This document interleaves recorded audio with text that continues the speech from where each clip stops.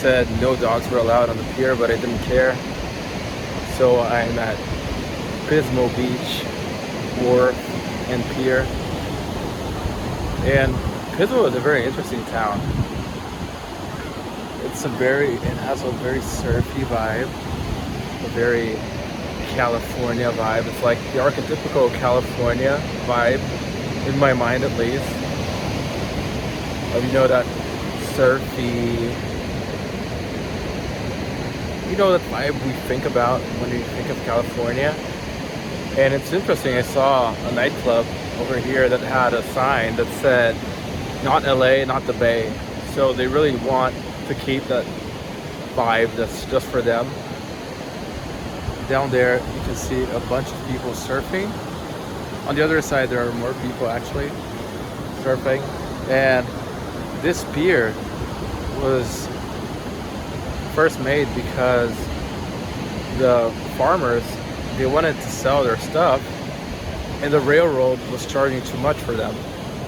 So they got fed up eventually and they decided to make a pier so that they could ship their produce, their wheat, the things they did, and just cut off that railroad middleman that was charging too much.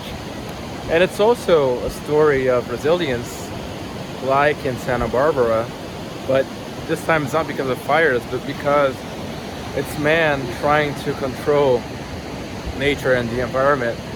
This actually had to be rebuilt a bunch of times through the ages due to the power of the waves and some storms that destroyed the pier or parts of the pier, and they had to rebuild it a few times. And now it's apparently super robust, super modern, but it used to be just, you know, a wood pier, so it wasn't as robust, as strong as it is today. So once again,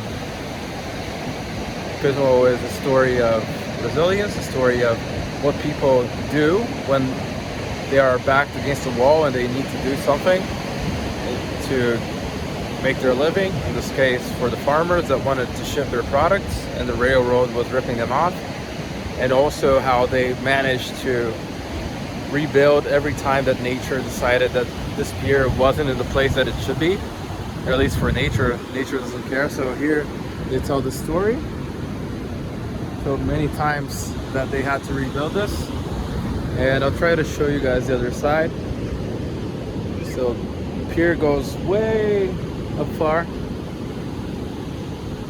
and then here we have a bunch of people surfing. Pismo is a surfer town, and I get it. Like, just look at the ocean and yeah, it's beautiful waves to surf. Here they talk about Pismo clams. So I just got some clam chowder with my mom at the Splash Café. It's awesome. Like, it was just the second time I had clam chowder ever, but it was so good. Like, really so good.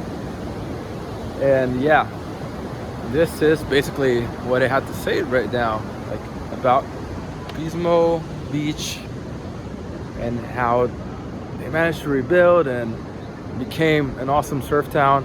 And obviously I didn't come at the best of times because it's super foggy, it's kind of cold, but anyways, that's life, right?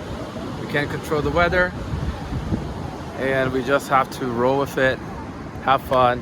And now it's time to get back on the road because, you know, we're on the rock and roll to success, and it's time to get back to the car, get back on the road. Hope you guys have a good one.